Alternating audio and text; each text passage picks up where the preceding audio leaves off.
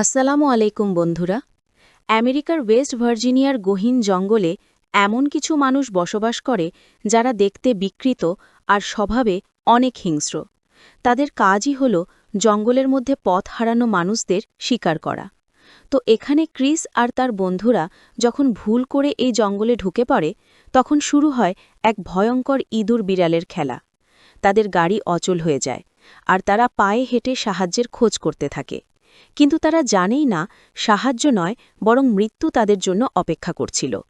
এই জঙ্গলের নরঘাতকদের হাত থেকে তারা কিভাবে পালাবে, সেটাই আজকের ভিডিওতে আমি আপনাদেরকে দেখাব। গল্পের শুরুতে আমরা একটা ঘন জঙ্গল দেখতে পাই, যেখানে রিক আর হেলি নামের এক কাপল মাউন্টেন ক্লাইম্বিং করতে এসেছিল। রিক হেলির আগেই সেই মাউন্টেনের ওপরে পৌঁছে যায়, আর সে হেলিকে বলে যে আমি তোমাকে আগেই বলেছিলাম তুমি আমাকে হারাতে পারবে না। এরপর রিক জঙ্গলের চারপাশটা একটু ভালো করে দেখতে থাকে। সেখানে দূর দূরান্তর পর্যন্ত ঘন জঙ্গল ছাড়া আর মানুষের কোনো নাম নিশানাও দেখা যাচ্ছিল না। রিক এখানে হেলিকে বলে যে তুমি তাড়াতাড়ি ওপরে চলে এসো, এখানকার জঙ্গলটা অনেক সুন্দর। এই কথা বলে রিক একটু সামনের দিকে এগিয়ে যায়, আর হেলি এখন ধীরে ধীরে একারই ওপরে ওঠার চেষ্টা করে। কিন্তু তখনই তার পা পিছলে যায় আর সে নিচে পড়ে যেতে থাকে। তবে কোনো রকমে সে নিজেকে সামলে নেয় আর সাহায্যের জন্য চিৎকার করে রিককে ডাকতে থাকে। কিন্তু রিক কোনো উত্তর দেয় না, আর হঠাৎ করে রিক পাহাড়ের একেবারে কিনারায় এসে আছড়ে পড়ে। হেলি যখন রিকের দিকে তাকায়, তখনই তার মুখের ওপরে কয়েক ফোঁটা রক্ত এসে পড়ে, যা দেখে হেলি খুবই ভয় পেয়ে যায়। সে পরিস্থিতিটা বোঝার জন্য চেষ্টা করতে থাকে, আর ঠিক তখনই কেউ একজন রিককে তুলে সেই পাহাড় থেকে নিচে ফেলে দেয়।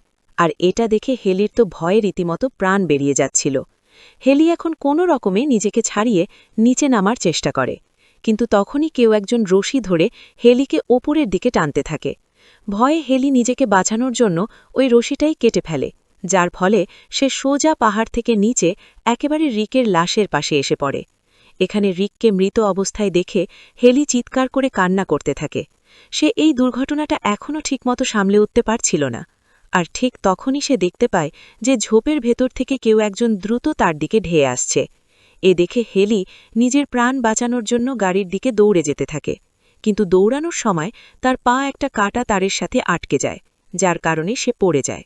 আর তখনই আমরা দেখতে পাই যে কেউ একজন হেলিকে টেনে হিঁচড়ে এখান থেকে নিয়ে যায়। আর এখানে আমরা জানতে পারি যে ওয়েস্ট ভার্জিনিয়ার এই এলাকা থেকে অনেকেই নাকি নিখোঁজ হয়ে যাচ্ছে। আর মানুষদের ধারণা যে এই জঙ্গলে অদ্ভুত দেখতে কিছু মানুষ থাকে, যারা কিনা মানুষের মাংস খায়। আর যদি কোনো মানুষ এই জঙ্গলে এসে হারিয়ে যায়, তখন ওই অদ্ভুত দেখতে মানুষগুলো সেই হারিয়ে যাওয়া মানুষদেরকে মেরে ফেলে।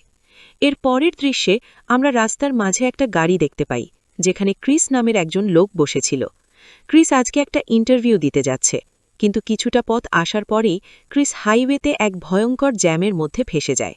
সে যখন দেখতে পারে যে গাড়িগুলো একেবারেই সামনে এগোচ্ছে না, তখন সে তার গাড়ি থেকে নেমে সামনের একজন ট্রাক ড্রাইভারের কাছে জানতে চায় যে ভাই এই জ্যামটা কেন লেগেছে। তখন ট্রাক ড্রাইভার তাকে বলে যে এখান থেকে ৩ মাইল দূরে একটা কেমিক্যালের ট্রাক উল্টে গেছে, আর সকল কেমিক্যাল রাস্তায় ছড়িয়ে পড়েছে, তাই এই জ্যাম ছাড়াতে আরও কয়েক ঘন্টা সময় লেগে যেতে পারে। এই কথা শুনে ক্রিস খুবই চিন্তায় পড়ে যায়, কারণ তার ইন্টারভিউয়ের জন্য অনেক দেরি হয়ে যাচ্ছিল।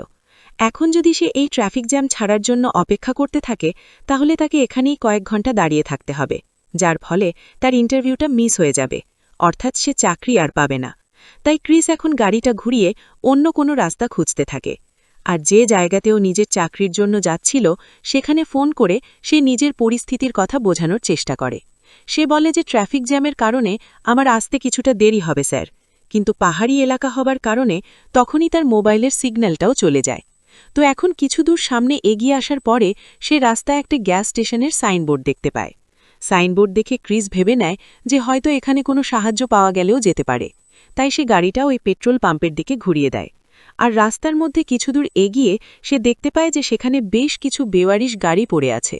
দৃশ্যটা তার কাছে বেশ অদ্ভুত মনে হয়, কিন্তু বিষয়টাকে সে পাত্তা না দিয়ে ফাইনালি গ্যাস স্টেশনে পৌঁছে যায়। সেখানে এসে একজন বৃদ্ধ লোককে দেখতে পায়, যার অবস্থা খুব একটা সুবিধার ছিলই না। ক্রিস ওই বৃদ্ধ লোকটাকে জিজ্ঞাসা করে যে এখানে কি কোনো ফোন আছে। তখন বৃদ্ধ লোকটা ইশারা করে একটা ফোন দেখিয়ে দেয়। এরপর ক্রিস দ্রুত সেই ফোনের কাছে গিয়ে তার অফিসে কল করার চেষ্টা করে, কিন্তু তখনই সে বুঝতে পারে যে এখানকার এই ফোনটাও নষ্ট হয়ে গেছে। এটা দেখে ক্রিস আরও বেশি চিন্তায় পড়ে যায়। আর তখনই তার নজর দেয়ালে টাঙানো একটা ম্যাপের উপরে পড়ে। সেখানে এসে শহরের দিকে যাওয়ার একটা কাঁচা রাস্তা দেখতে পায়, যেটা সামনে গিয়ে হাইওয়ের সাথে মিশে গেছে। এরপর ক্রিস ওই কাঁচা রাস্তা দিয়ে হাইওয়েতে যাবার উদ্দেশ্যে তার গাড়ি নিয়ে রওনা দিয়ে দেয়। কিছুক্ষণ এই রাস্তায় চলার পরে তার সামনে দুটো রাস্তা চলে আসে। ক্রিস বুঝতেই পারে না যে সে কোন রাস্তাটা বেছে নেবে, তাই সে কিছুক্ষণ ভাবে আর ফাইনালি জঙ্গলের ভেতর দিয়ে যাওয়া ওই রাস্তাটাকেই বেছে নেয়, কারণ সে মনে করে যে এটা নিশ্চয়ই শর্টকাট হবে। আর জঙ্গলের ভেতরে এই রাস্তা যেহেতু চলেছে, তাই মানুষ এই রাস্তায় থাকবে না, সুতরাং কোনো জ্যাম হবার প্রশ্নই আসে না, অর্থাৎ সে তাড়াতাড়ি শহরে পৌঁছে যেতে পারবে। কিন্তু সে জানত না যে এই রাস্তাটা বেছে নিয়ে সে তার জীবনের সবথেকে বড় ভুলটা করতে যাচ্ছে, কারণ কিছু দূর সামনে যেতেই এই রাস্তায় সে একটা মরা হরিণ দেখতে পায়। আর সেটা দেখার চক্করে রাস্তা থেকে তার চোখ সরে যায়, আর সামনে দাঁড়িয়ে থাকা একটা গাড়ির সাথে তার অ্যাক্সিডেন্ট হয়ে যায়। তবে সৌভাগ্যবশত এই অ্যাক্সিডেন্টে ক্রিস খুব বেশি আঘাত পায় না। আর যেই গাড়িটার সাথে ক্রিসের গাড়ির ধাক্কা লেগেছিল সেটা ছিল কয়েকজন স্টুডেন্টসদের, যারা এই জঙ্গলে ঘুরতে এসেছিল। ক্রিস প্রথমেই তাদের কাছ থেকে ক্ষমা চেয়ে নেয় আর বলে যে তোমাদের যার ক্ষতি হয়েছে সব টাকা আমি দিয়ে দিতে রাজি আছি, প্লিজ তোমরা কিছু মনে করো না। এরপর ক্রিস তাদেরকে জিজ্ঞাসা করে যে তোমরা রাস্তার মাঝখানে এভাবে গাড়ি পার্ক করে কেন রেখেছ। তখন জেসি নামের একটা মেয়ে উত্তর দেয় যে রাস্তার মাঝখানে কেউ কাটা তার বিছিয়ে রেখেছিল, যার কারণে আমাদের গাড়ির টায়ার পাংচার হয়ে গেছে। আর টায়ারের অবস্থা দেখেই বোঝা যাচ্ছিল যে এটা দুর্ঘটনাবশত হয়নি, বরং কেউ জেনে বুঝেই রাস্তার মাঝে কাটা তার বিছিয়ে রেখেছিল। এখন তারা ক্রিসের গাড়িতে করে ওখান থেকে যেতে পারবে না, কারণ এই দুর্ঘটনার কারণে ক্রিসের গাড়িটাও নষ্ট হয়ে গেছে, তাই তারা এখন এখানে আটকা পড়ে গেছে। তখন জেসি বলে যে এই রাস্তা দিয়ে আসার সময় পেছনে আমি একটা গ্যাস স্টেশন দেখেছিলাম, আমরা সেখানে গিয়ে সাহায্য চাইতে পারি, হয়তো ওখানে কোনো ফোনও পেয়ে যেতে পারি। কিন্তু ক্রিস বলে যে আরে আমি ওখান থেকেই আসছি, ওখানকার ফোনটাও নষ্ট হয়ে গেছে, তাই আমাদের ওখানে গিয়ে কোনো লাভ নেই। এরপর তারা সিদ্ধান্ত নেয় যে তারা সামনের দিকেই এগিয়ে যাবে, হয়তো সামনে গেলে কোনো সাহায্য পাওয়া গেলেও যেতে পারে। তো যাবার আগে তারা ইভান আর ফ্রান্সিসকে গাড়ির কাছে রেখে যায়, যাতে করে তারা দুজন গাড়ির জিনিসপত্রগুলো দেখে রাখতে পারে। সামনে এগিয়ে যাওয়ার সময় তারা রাস্তার মাঝে একটা মরা বেজি দেখতে পায়, যেটাকে কেউ খুবই বাজেভাবে পিষে মেরে ফেলেছিল। তারা এই বিষয়টাকে খুব একটা গুরুত্ব না দিয়ে ধীরে ধীরে সামনে এগিয়ে যেতে থাকে। আর ফাইনালি কিছুটা দূর যাবার পরে তারা একটা জায়গায় দেখতে পায় যে কিছু টায়ারে আগুন জ্বলছে, যেটা দেখে ক্রিস বুঝে যায় যে এই জায়গাটা মোটেও স্বাভাবিক নয়। তো এখানে ক্রিস বিপদ আজ করতে পেরে সবাইকে সামনে এগিয়ে যেতে বলে। আর অন্যদিকে ইভান আর ফ্রান্সিস, যারা কিনা গাড়ি পাহারা দেবার জন্য পেছনে থেকে গিয়েছিল, তারা অপেক্ষা করতে থাকে কখন তাদের জন্য বন্ধুরা সাহায্য নিয়ে ফিরে আসবে, এই আশাতে। ঠিক তখনই ইভান জঙ্গলের ভেতর থেকে কিসের যেন আওয়াজ শুনতে পায়। আওয়াজটা শুনে ইভান ফ্রান্সিসকে বলে যে তুমি গাড়িতেই থাকো, আমি গিয়ে দেখে আসছি যে এই আওয়াজটা কোথা থেকে আসছে।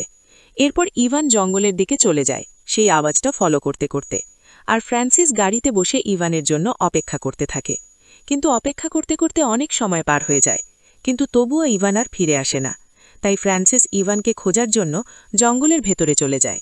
আর কিছু দূর সামনে এগোতেই সে ইভানের একটা জুতো পড়ে থাকতে দেখে। এটা দেখে ফ্রান্সিস কিছুতেই বুঝতে পারছিল না যে ইভান কেন এখানে তার একটা জুতো ফেলে গেছে। তো এখন কিছুটা সামনেই গিয়ে যাবার পরে সে মাটিতে একটা কাটা কান পড়ে থাকতে দেখে, আর সেই কানের দুলটা দেখে ফ্রান্সিস বুঝে যায় যে এটা আসলে ইভানেরই কান। এটা দেখে ফ্রান্সিস প্রচণ্ড ভয় পেয়ে যায়, আর সে বুঝতে পারে যে এই জায়গাটা মোটেও নিরাপদ নয়। এটা বুঝতে পেরে ফ্রান্সিস সেখান থেকে পালানোর আগে পেছন থেকে একটা লোক তাকে ধরে ফেলে আর খুবই নির্মমভাবে তাকে সেখানেই মেরে ফেলে। অন্যদিকে বাকিরা হাঁটতে হাঁটতে রাস্তার শেষ মাথায় পৌঁছে যায়। সেখান থেকে সামনে যাবার আর কোনো রাস্তাই ছিল না, তাই তারা আবারও জঙ্গলের ভেতর দিয়ে যেতে শুরু করে। আর কিছুটা সামনে যাবার পরে তারা একটা ঘর দেখতে পায়। ঘরটা দেখে তারা বেশ খুশি হয়ে যায়, কারণ তারা ভেবেছিল যে হয়তো এই ঘরের ভেতরে তারা কোনো সাহায্য পেলেও পেতে পারে। তো এখন তারা এই ঘরের ভেতরে যখন পৌঁছে যায়, তখন তারা আশেপাশে অনেকগুলো গাড়ি দেখতে পায়। এটা দেখে তাদের কাছে বেশ অদ্ভুত মনে হয়। এখন ক্রিস এই ঘরের দরজায় নক করে, কিন্তু ভেতর থেকে কোনো সাড়া আসে না। তাই তারা নিজেরা সরাসরি ঘরের ভেতরে ঢুকে যায়। আর ভেতরে গিয়ে তারা দেখতে পায় যে এই ঘরটার অবস্থা খুবই খারাপ।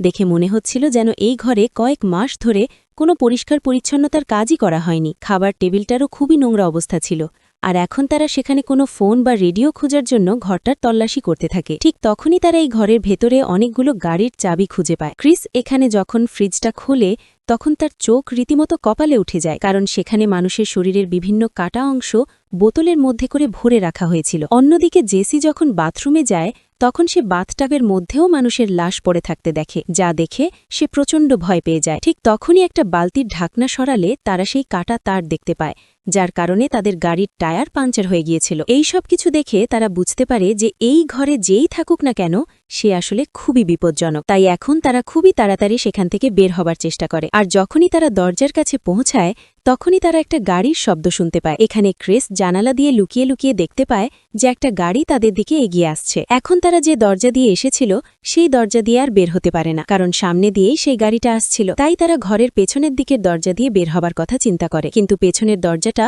অলরেডি বন্ধ করে রাখা হয়েছিল। তাই এখন তারা খুবই বাজেভাবে এই ঘরের মধ্যেই ফেসে গেছে। তারা কিছুতেই বুঝতে পারছিল না যে এখান থেকে এখন তারা বের হবে কিভাবে। আর যখন তারা বের হবার কোনো রাস্তাই খুঁজে পায় না তখন তারা তাড়াতাড়ি আলমারি আর খাটের নিচে লুকিয়ে পড়ে। কিছুক্ষণ পর ওই দানবগুলো ভেতরে চলে আসে আর ফ্রান্সিসের লাশটা একদম তাদের সামনে এনে ফেলে দেয়, যা দেখে তারা সবাই ভীষণ ভয় পেয়ে যায়। আর তখনই তারা ওই দানবগুলোর চেহারা দেখতে পায়, যা দেখতে খুবই ভয়ানক ছিল। আসলে এই তিনজনই ছিল নরখাদক, যারা কিনা মানুষের মাংস খেয়ে থাকে। তারা তিনজন ফ্রান্সিসের লাশটা তুলে একটা টেবিলের ওপরে ফেলে দেয় আর তারপর তিনজন মিলে সেই লাশটা কাটতে শুরু করে দেয়। এই ভয়ঙ্কর দৃশ্য দেখে জেসি প্রচণ্ড ভয় পেয়ে যায়, আর সে যখনই চিৎকার করতে যাবে তখনই ক্রিস তার মুখে হাত দিয়ে জেসির আওয়াজটা চেপে ধরে। এরপর ওই তিনজন নরখাদক ফ্রান্সিসের কাটা শরীরের মাংস খেয়ে সেখানেই ঘুমিয়ে পড়ে। আর এখন সুযোগ বুঝে ক্রিস আর জেসি ধীরে ধীরে হামাগুড়ি দিয়ে খাটের নিচ থেকে বেরিয়ে পড়ে। আর এই দুজনকে রেখে কার্লি আর নাতাশা আলমারির পেছন থেকে বেরিয়ে আসে। এই চারজনই পাইটি পেরিয়ে সেখান থেকে বের হবার চেষ্টা করে। তো এখন তিনজন তো বাইরে বের হতে সফল হয়,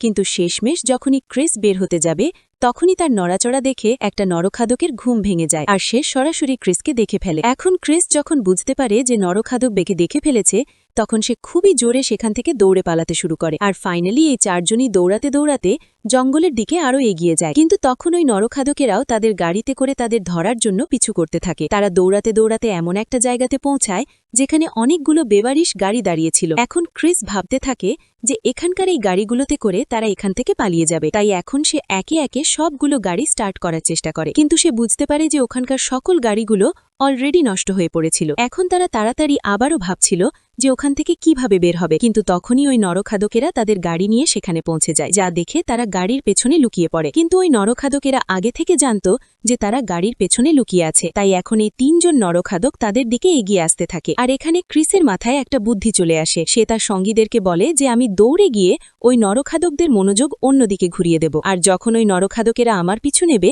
তখন তোমরা ওদের গাড়িটা চুরি করে নিও, আমরা ওদের গাড়িটা দিয়ে এখান থেকে পালিয়ে যাব। তো এখন পরিকল্পনা মোতাবেক ক্রিস চিৎকার করে ওই নরখাদকগুলোর মনোযোগ নিজের দিকে টানার চেষ্টা করে আর সোজা সে জঙ্গলের দিকে ছুটে চলে যায়। কিন্তু তখনই একটা নরখাদক সোজা তার পায়ে গুলি করে দেয়, যার ফলে ক্রিস মাটিতে পড়ে যায়। আর এখন ওই নরখাদক ক্রিসকে মারার জন্য তার দিকে এগোতে থাকে। তখন কার্লি ক্রিসের প্রাণ বাঁচানোর জন্য উল্টো দিকে দৌড়াতে শুরু করে, যাতে করে নরখাদকেরা তাকে দেখে ফেলে আর ক্রিসকে ছেড়ে তার পিছু নেয়। আর ফাইনালি এমনটাই হয়, কারণ নরখাদকেরা ততক্ষণে কার্লির পিছু নিয়েছিল। এই সুযোগ বুঝে জেসি আর নাতাশা তাড়াতাড়ি ক্রিসকে তুলে ওই নরখাদকদের গাড়ির কাছে চলে আসে। আর এখন তারা তিনজনই তাড়াতাড়ি গাড়িতে উঠে সেখান থেকে বেরিয়ে পড়ে আর জঙ্গলের মধ্যে তাদের সঙ্গীকে খুঁজতে থাকে। আর কিছু দূর এগিয়ে যাওয়ার পরে তারা কার্লিকে দেখতে পায়। কার্লির জন্য তারা গাড়িতে থামিয়ে কার্লিকে চিৎকার করে তাড়াতাড়ি গাড়িতে উঠে যেতে বলে। কার্লি নিজেও দৌড়ে তাদের দিকে আসতে থাকে, কিন্তু তখনই পেছন থেকে একটা তীর এসে কার্লির বুক ফুঁড়ে বেরিয়ে যায়। নিজেদের সঙ্গীকে এভাবে মরতে দেখে তারা খুবই ভেঙে পড়ে। আর তখনই ওই নরখাদকেরা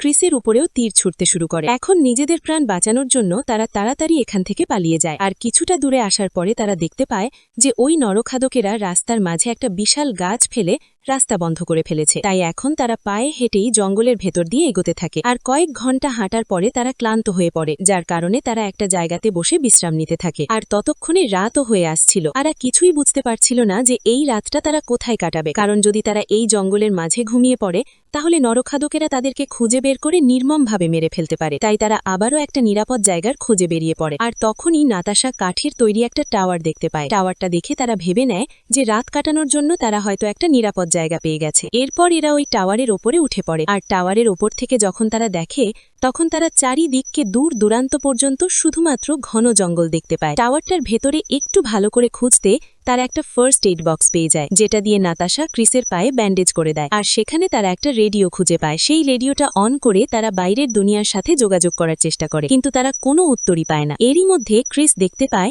যে ওই 3 নরখাদক তাদেরকে খুঁজতে খুঁজতে এই টাওয়ারের কাছে চলে এসেছে। ওদেরকে দেখে তারা চুপচাপ বসে থাকে আর ওই নরখাদকগুলোর চলে যাওয়ার অপেক্ষা করতে থাকে। কিন্তু ঠিক তখনই রেডিওতে কেউ তাদের উত্তর দেয়, আর সেই আওয়াজ নিচে থাকা ওই 3 নরখাদক শুনে ফেলে। আর তারা বুঝতে পারে যে মানুষেরা এই টাওয়ারের ওপরেই লুকিয়ে রয়েছে। এরপর নরখাদকেরা সোজা টাওয়ারের ওপরে উঠতে শুরু করে। আর এখন নিজেদেরকে বাঁচাতে ক্রিস টাওয়ারে ঢোকার রাস্তাটা একেবারে বন্ধ করে দেয়। কিছুক্ষণ পর সবকিছু শান্ত হয়ে যায় আর তাদের মনে হতে থাকে যে হয়তো নরখাদকেরা এখান থেকে চলে গেছে। কিন্তু তখনই তাদের টাওয়ারে ধোঁয়া ঢুকতে শুরু করে, যা দেখে তারা বুঝতে পারে যে ওই নরখাদকেরা এই টাওয়ারে আগুন লাগিয়ে দিয়েছে। এখন তারা খুবই বাজেভাবে এই টাওয়ারের ভেতরে ফেসে গিয়েছিল আর তারা নিজেদের মৃত্যু যেন চোখের সামনেই দেখতে পাচ্ছিল। ক্রিস বলে ওঠে যে আমরা যদি এখানে থাকি তাহলে আগুনে পুড়ে মরব, তাই সামনের গাছে লাফ দিয়ে আমাদের প্রাণ বাঁচানোর চেষ্টা করতে হবে। এখন ক্রিস সবার আগে টাওয়ার থেকে সামনের গাছে লাফ দিয়ে দেয় আর গাছের একটা ডাল ধরে সে নিজেকে নিচে পড়ার হাত থেকে কোনো রকমে বাঁচাতেও পারে। এরপর তার সাথে থাকা 2টো মেয়েও টাওয়ার থেকে গাছে লাফ দিয়ে দেয়, কিন্তু লাফানোর সময় নিচে থাকা 2 নরখাদক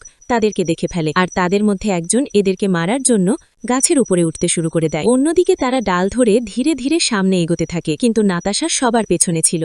আর তখনই পেছন থেকে একটা নরখাদক এসে নাতাশাকে খুবই নিষ্ঠুরভাবে মেরে ফেলে। এখন ক্রিস জেসিকে নিয়ে কোনো রকমে সামনে এগোতে থাকে, কিন্তু এই নরখাদকটাও তখনও তাদের পিছু করেই যাচ্ছিল। তো এখানে ক্রিসের মাথায় একটা বুদ্ধি চলে আসে আর ক্রিস তখনই গাছের একটা ডাল টেনে ধরে রাখে। আর যখনই ওই নরখাদক তাদের কাছে চলে আসে তখনই ক্রিস ওই ডালটা ছেড়ে দেয়, যার ফলে ওই নরখাদক সোজা নিচে পড়ে যায়। এদিকে নিজেদের সঙ্গীকে আহত অবস্থায় রেখে নিচে থাকা 2 নরখাদক খুবই রেগে যায়। এদিকে এরা দুজন চুপচাপ গাছের ডাল ধরে একটা ঝরনার কাছে গিয়ে পৌঁছে যায় আর রাতটা ওখানেই কাটিয়ে দেয়।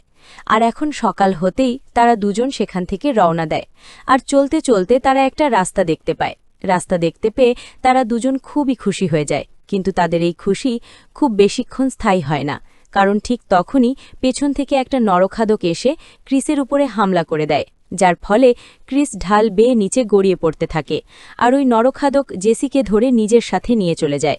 তখনই ক্রিস রাস্তায় একটা পুলিশের গাড়ি দেখতে পায় আর গাড়িটা দেখে ক্রিস তাড়াতাড়ি পুলিশের গাড়ির সামনে পৌঁছে যায়।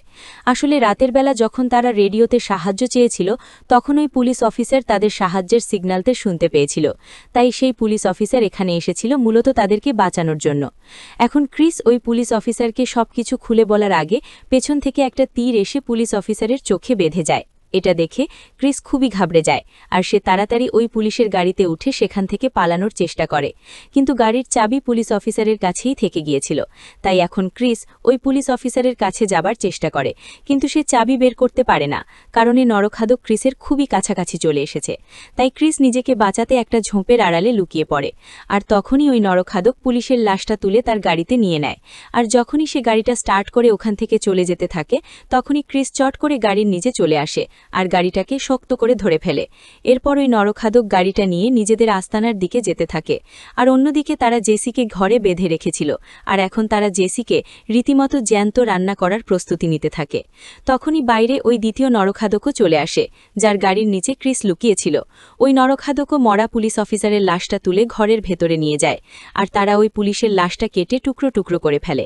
এরপর একটা নরখাদক ছুরি হাতে জেসিকে মারার জন্য এগিয়ে আসে, কিন্তু ঠিক তখনই ক্রিস তাদের দরজায় আগুন লাগিয়ে দেয়। আর যখনই ওই নরখাদক দরজার দিকে এগিয়ে যায় তখনই ক্রিস ফুল স্পিডে গাড়ি চালিয়ে ঘরের ভেতরে ঢুকে পড়ে আর ওই নরখাদককে চাপা দিয়ে দেয়। এরপর ক্রিস দ্বিতীয় নরখাদকের উপরেও হামলা করে আর তাকেও খুবই বাজেভাবে আহত করে ফেলে।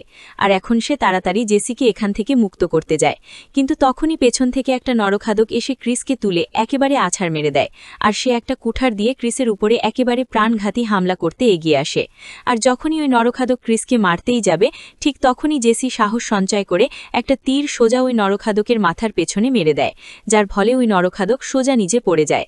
আর এখন তারা দুজন যখন ঘর থেকে বের বের হতেই যাবে তখনই আরেকটা নরখাদক ক্রিসের উপরে হামলা করে দেয়। কিন্তু এখন জেসি ক্রিসের সাথে মিলে ওই নরখাদকের সাথে লড়াই করতে থাকে। তাই ওই নরখাদক তাদের সামনে খুবই দুর্বল হয়ে পড়ে। আর তখনই জেসি তাড়াতাড়ি একটা কুঠার তুলে ওই নরখাদকের বুকে এক প্রাণঘাতী হামলা করে দেয় আর তাকে সোজা নিচে ফেলে দেয়। আর এখন তারা এই ঘর থেকে বের হতেই যাবে, কিন্তু তখনই ওই নরখাদক জেসির পা ধরে ফেলে। কিন্তু জেসি এবারও নিজেকে ছাড়িয়ে নেয়। ওদিকে যে নরখাদকটার মাথার পেছনে তীর লেগেছিল সে আবারও জেগে উঠতে থাকে। এই নরখাদকগুলো রীতিমতো মরার নামই নিচ্ছিল না। এখন ক্রিস আর জেসি তাড়াতাড়ি ঘর থেকে বেরিয়ে যায়। আর এখন ক্রিসের বন্দুকের মধ্যে মাত্র একটাই গুলি বেঁচেছিল। তাই ক্রিস বুদ্ধিমত্তার পরিচয় দিয়ে ওই পুলিশের গাড়ির পেছনে থাকা গ্যাস ট্যাঙ্কে গুলি করে দেয়, যার ফলে পুরো ঘরটাই ব্লাস্ট হয়ে যায়। আর অবশেষে ওই ঘরে থাকা নরখাদকেরা আগুনে পুড়ে সেখানে মারা যায়। এরপর ক্রিস আর জেসি ওই নরখাদকদের গাড়িতে বসে সেখান থেকে বেরিয়ে পড়ে আর সোজা ওই গ্যাস স্টেশনে পৌঁছে যায়। সেখানে ক্রিস তার সামনে ঝোলানো ওই ম্যাপটা সবার আগে ছিঁড়ে ফেলে, কারণ এই ম্যাপের কারণে ক্রিস এত বিপদে পড়েছিল। আর সে চায় না যে এই ম্যাপ ফলো করে তার সাথে যা ঘটেছে তা অন্য কারো সাথে ঘটুক, আর দ্বিতীয়বার যেন কোনো মানুষ এই রাস্তা দিয়ে না যেতে পারে। তাই সে ম্যাপটাকে চিরতরে শেষ করে ফেলে। আর এরই সাথে সাথে গল্পটা এখানে শেষ হয়ে যায়। তো ভিডিওটা কেমন লাগলো সেটা অবশ্যই জানাবেন। আর এই রং টার্ন মুভির কিন্তু অনেকগুলো পার্ট রয়েছে। যদি ভালো রেসপন্স পাই, যদি আপনাদের ভালো লাগে, তাহলে বাকি পার্টগুলো অবশ্যই নিয়ে আসব। আর হ্যাঁ, বাকি পার্টগুলো কিন্তু আরও বেশি ইন্টারেস্টিং। তো আজকের মতো আমি এখানেই বিদায় নিচ্ছি। ভালো থাকবেন। আল্লাহ হাফেজ।